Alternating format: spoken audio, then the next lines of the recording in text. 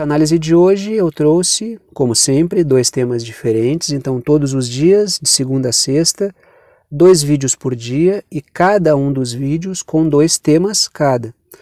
Este vídeo aqui tem 2 temas, como todos os outros, e os 2 temas são os seguintes. O primeiro tema que eu trago para a discussão aqui é um debate a partir de um artigo publicado recentemente pelo portal do Fórum Econômico Mundial. Costumo acompanhar rotineiramente os artigos que são publicados por esse grupo, que é um centro racional e propagador de ideias de importantes setores financeiros transnacionais, porque é ali que a gente vê o projeto desses setores. A leitura desse artigo é feita para saber o projeto e poder criticá-lo de uma maneira adequada, não é para concordar com o projeto. Eu sou crítico do projeto do Fórum Econômico Mundial, mas é preciso conhecer essas ideias para conseguir entendê-las e criticá-las. Então esse é o objetivo. Esse artigo publicado agora, ele traz uma discussão que é um artigo um pouco maior, é um artigo um pouco mais extenso, mas ele traz uma discussão, se eu não me engano, envolvendo três especialistas em economia que estão discutindo a situação global de crise e estão falando sobre a questão da inflação e sobre a questão da recessão. Mas o interessante é o enfoque que é dado a isso, que traz a ideia de que tanto a inflação quanto a recessão que está se avizinhando é um fato inevitável. E eu quero discutir esse artigo porque ele traz alguns elementos bem interessantes para a gente entender esse projeto. Porque a crise que a gente vive, ela é um projeto. Então, todas as vezes que o Fórum Econômico Mundial apresenta essa crise como algo inevitável, é porque o Fórum Econômico Mundial está transparecendo a seguinte ideia: nosso projeto está avançando a bom termo. A ideia do inevitável passa a isso. Bom, o projeto vai avançando e conforme as peças estão dispostas no tabuleiro, a coisa vai continuar avançando. Então é interessante que é uma espécie de... parece uma profecia autorrealizável. Os caras estão dizendo que é inevitável e por isso torna-se inevitável, porque eles constroem os meios para que seja inevitável. Então é bem interessante ler esse artigo. Eu sugiro que leia esse artigo, acesse o portal do Fórum Econômico Mundial e leia esse artigo, porque, embora seja extenso, ele tem alguns vislumbres muito claros do projeto. E ele traz ali alguns elementos interessantes de discussão, porque cada vez mais começa a ficar evidente que existe um cenário que está pintado para o sul global e um cenário que está pintado para o que eu chamo aqui de bolha atlanticista, que é essa coisa que envolve a Coreia do Norte, a Europa, a América do Norte, excluindo o México, então a gente fala do Canadá e dos Estados Unidos, a Oceania, Japão e Coreia do Sul na Ásia. Então esses seriam os países que estão dentro da bolha atlanticista, os países do continente europeu, os países da América do Norte, excluindo o México, então deixa o Canadá e os Estados Unidos, os países da Oceania e a gente na Ásia pinça Coreia do Sul e Japão. Me parece que é essa bolha, e fora dessa bolha impera uma outra realidade, que logicamente o atlanticismo vai tentar bagunçar. Esse artigo deixa isso evidente, eu sugiro que leia.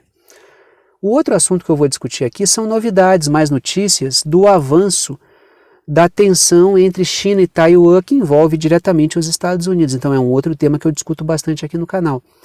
Até porque o aprofundamento da crise global depende muito de um conflito entre Taiwan e China.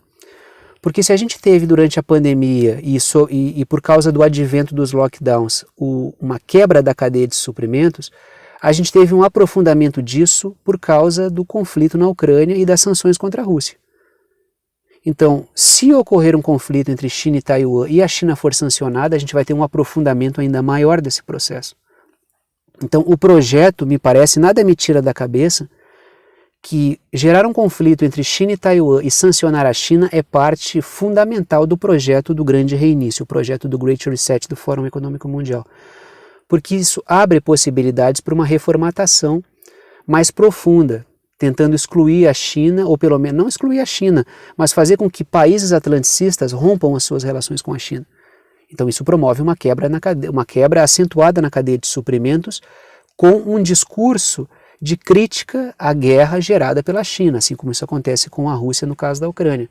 Sem esses conflitos, essa crise ela fica muito evidente que é um projeto.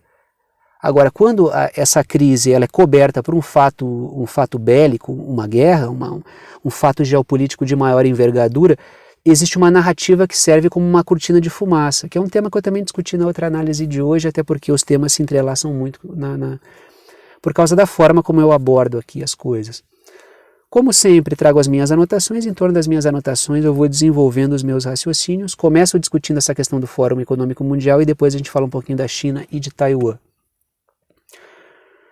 Vamos discutir alguns pontos do artigo aqui do Fórum Econômico Mundial então. Primeira anotação que eu trago é a seguinte: o artigo apresenta a recessão e a inflação, então temos uma crise econômica pela frente com redução da produção e desaquecimento da economia. É isso que os caras estão prevendo com o aumento dos preços, por isso que se fala de uma estagflação, que é uma produção que não cresce e o preço das coisas aumentando.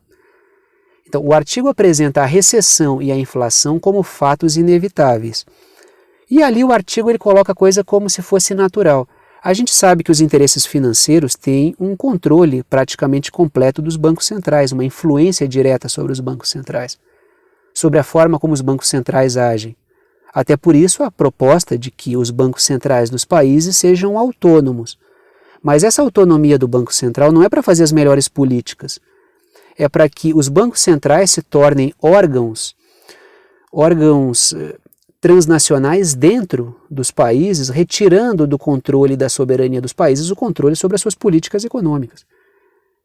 Então, o que está acontecendo aqui no Brasil, no caso, que teve o projeto de autonomia do Banco Central, que foi defendido pelo governo federal, o Poder Executivo, Paulo Guedes, grande entusiasta disso, passou no Congresso com todo o apoio e também não foi barrado pelo STF, então os três poderes concordaram neste projeto essencial do interesse transnacional.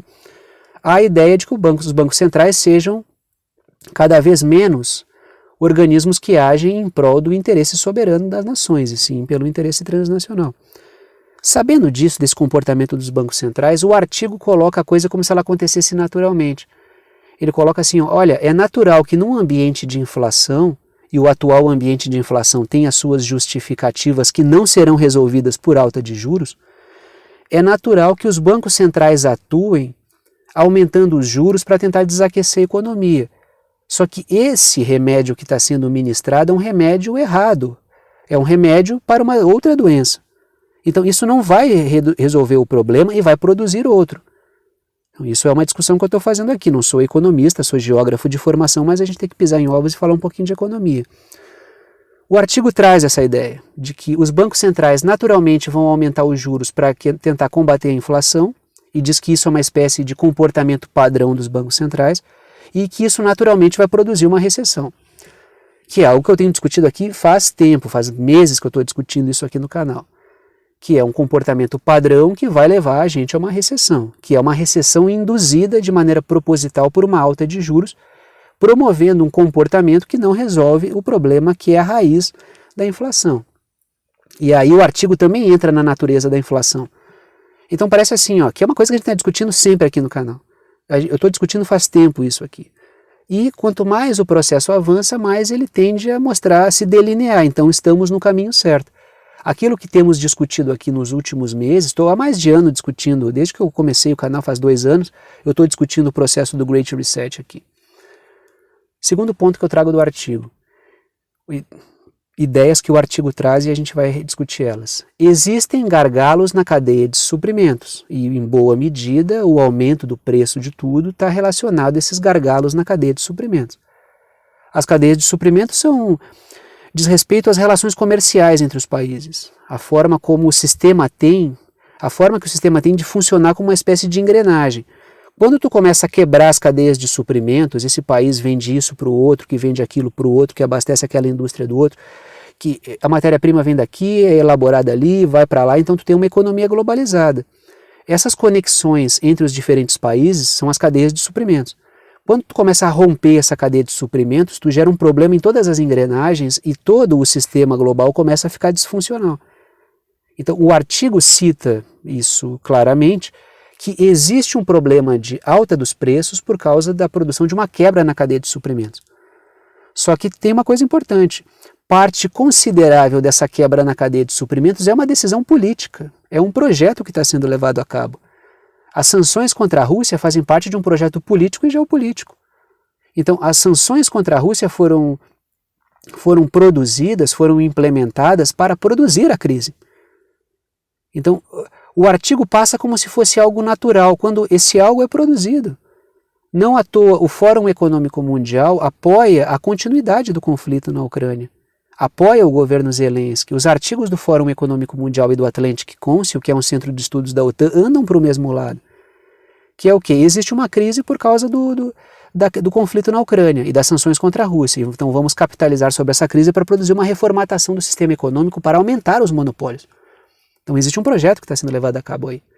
Então, repito, existem gargalos na cadeia de suprimentos e o jogo parece ser, até o momento, reduzir a demanda para tentar manter as coisas sob controle nesse momento de transição econômica. Ou seja, eu desacelero a economia para que dessa desaceleração eu consiga extrair o seguinte resultado: uma economia mais controlável, para que eu possa fazer uma reformatação do sistema energético, uma reformatação do sistema de produção de alimentos. Mas para que isso aconteça, eu tenho que desacelerar a economia. Então a gente está vendo esse processo acontecer. Eu reformato o sistema alimentar, reformato o sistema energético, mas para que isso aconteça, eu tenho que gerar uma demanda que permita que esse sistema reformatado que está começando possa suprir essa demanda sem gerar um caos social. Então existe toda uma engenharia de propaganda, uma engenharia econômica, uma engenharia social, cultural, inclusive na cultura de consumo das pessoas, que tenta moldar a realidade para que a gente se adapte a isso. Não à toa, o que a gente vê na Europa? Utilize a calefação apenas acima de 19 graus, consuma menos, tome menos banho. Então tu faz a sociedade reduzir a sua demanda para que seja possível promover a reformatação para um novo sistema energético, já que esse novo sistema energético não atende a uma demanda normal. Então existe um processo em marcha. É preciso, claro, muita gente, isso é conspiratório, mas esse projeto está evidente desde o início. Basta ter um pouco de criatividade, um pouco de observação crítica e sair um pouco do molde, para enxergar que há um projeto em desenvolvimento. Aí há uma narrativa ambiental para tentar justificar, há uma narrativa geopolítica de vencer a autocracia russa para tentar justificar, mas é um projeto que está avançando. Trago mais uma anotação aqui. O estímulo à renda básica, defendida pelo Fórum Econômico Mundial e pelas oligarquias transnacionais, o que seria até bastante estranho ver esses setores que geram a desigualdade propondo renda básica, o estímulo à renda básica serve para garantir que o povo não se rebele nesse cenário de penúria da crise e da transição para um novo cenário de produção energética e de alimentos. Então, tem um cenário de recessão, um cenário de crise, um cenário de transição de um sistema para outro, um sistema mais monopolizado vem aí, mais ainda do que já é, e nessa transição de um sistema para o outro, tu larga um pote de ração na porta de cada um e tu garante que aquele que está desempregado possa sobreviver, todos aqueles que estão ganhando um salário menor por causa da economia desaquecida possam sobreviver e não se rebelem. Tanto é que o que a gente vê costumeiramente nos artigos do Fórum Econômico Mundial e em várias notícias e preocupações dos setores financeiros? A preocupação com a rebelião social. A gente não pode deixar crescer a agitação social, os protestos, como tem aumentado enormemente na Europa. Inclusive a gente vê vários protestos na Ásia acontecerem também. Então a gente não pode permitir que o projeto saia do trilho por causa da revolta social. Então é preciso ter um colchão de amortecimento mínimo para que as pessoas não se rebelem. Por isso que aparece essa ideia de renda básica, para o sujeito não morrer de fome. Então temos que evitar isso. E como é que a gente evita isso? Criando um sistema de ração humana, que é o fato do cara ganhar um auxílio. Se a gente conseguir atrelar esse auxílio a um certo comportamento social, tanto melhor.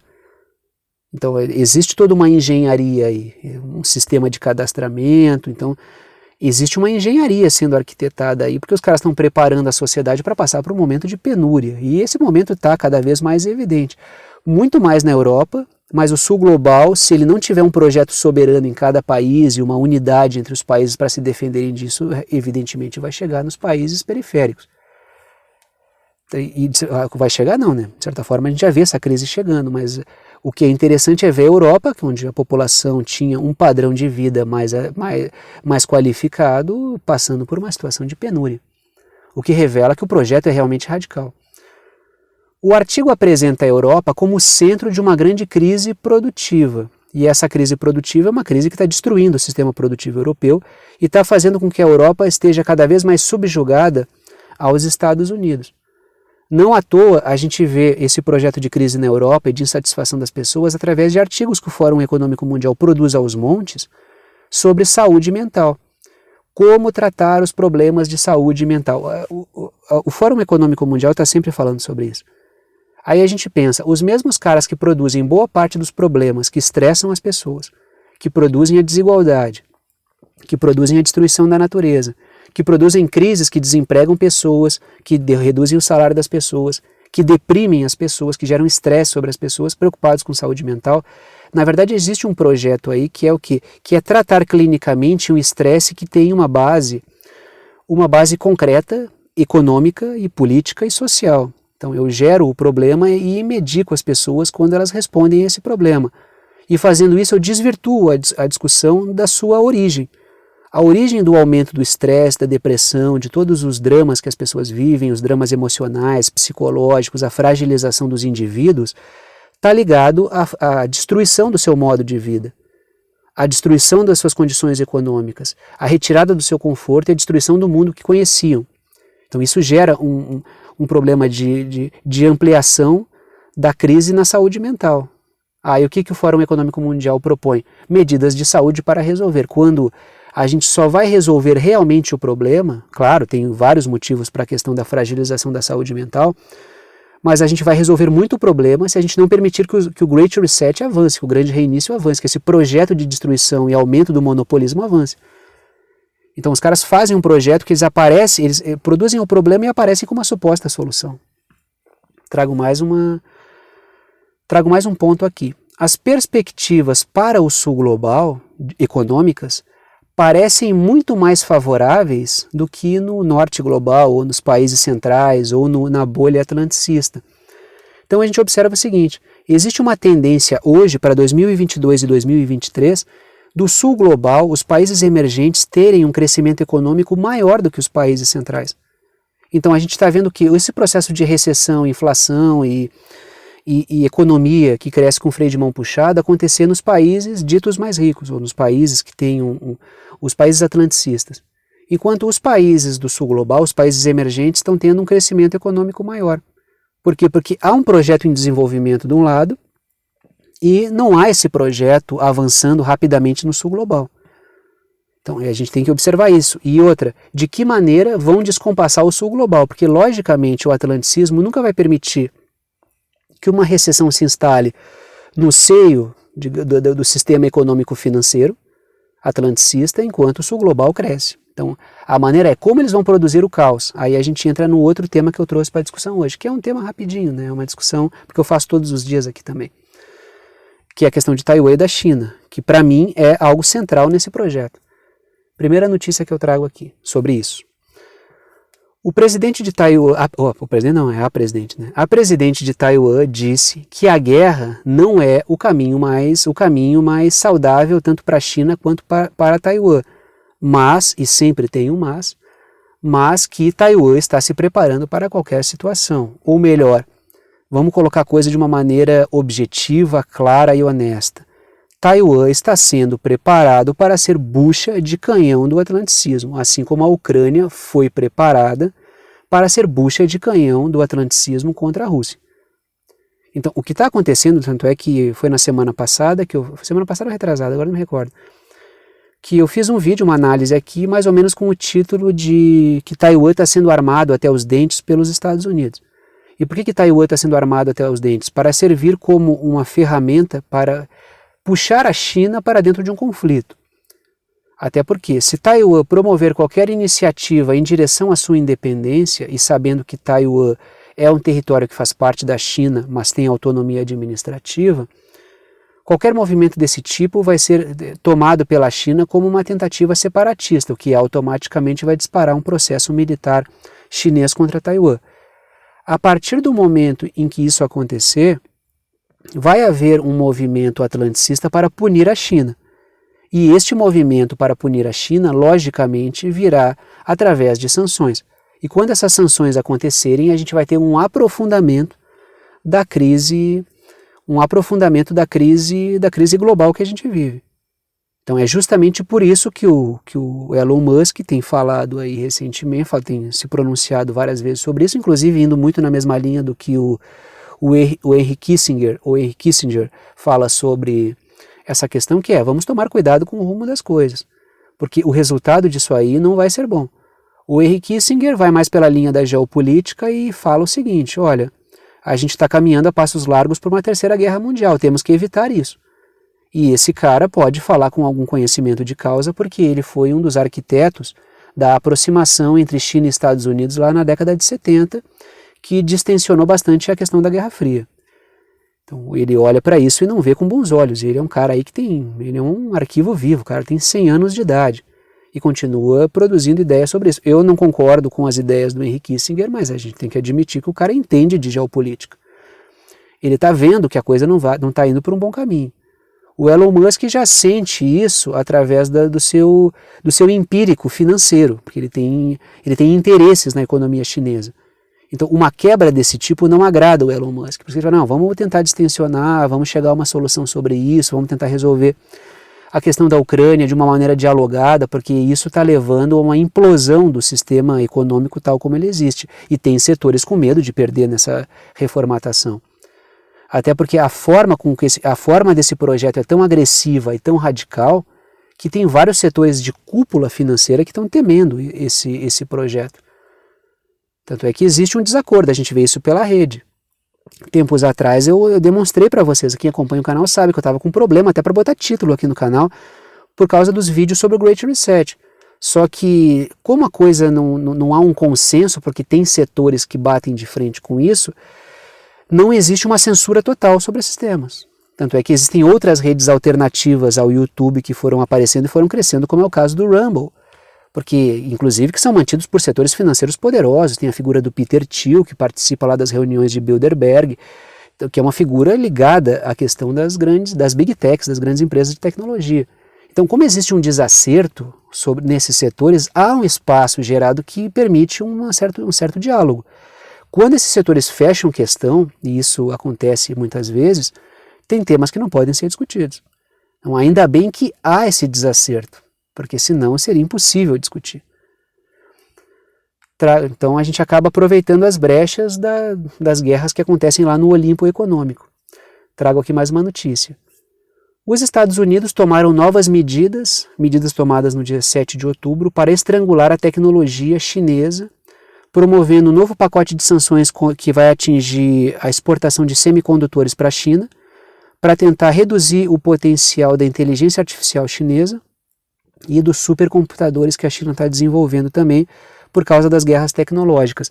Então a gente tem esse cenário de avanço da tensão e eu acredito que Taiwan é um elemento central desse projeto como um todo. Por isso que eu acho muito difícil, espero que isso não aconteça, espero que o rumo das coisas seja mudado, espero que o governo chinês consiga sentar com os interesses profundos de Estado dos Estados Unidos e consiga chegar a uma solução adequada para isso. Porque se realmente a gente for para as vias de fato e houver essa questão de Taiwan, houver um rompimento de relações com a China, houver uma quebra geral do sistema global, vai ter uma hecatombe econômica e vai ser um processo muito complicado, porque a pressão sobre os países para decidir se vai para esse lado ou para aquele vai ser enorme. Então é um processo complicado, a multipolaridade é realmente conflituosa, sempre disse que era, então a gente tem que observar com calma isso aí. Dito isso, vou parando por aqui. Gostou da análise, gostou do canal, quer saber como apoiar esse canal independente? Todas as formas de apoio estão na descrição aqui embaixo do vídeo. Pode ajudar pelo Apoia-se, e o link do Apoia-se está na descrição aqui embaixo, via boleto ou via cartão. O link do Apoia-se é www.apoia.se/verdade concreta, ou pode ajudar através do Pix. A chave Pix é uma chave de e-mail e está aqui embaixo na descrição também. É pixverdadeconcreta@gmail.com. Ajuda com o valor que quiser, com o valor que puder, é uma ajuda solidária, não estabeleço nenhum valor. Dito isso, vou parando por aqui e tchau para vocês.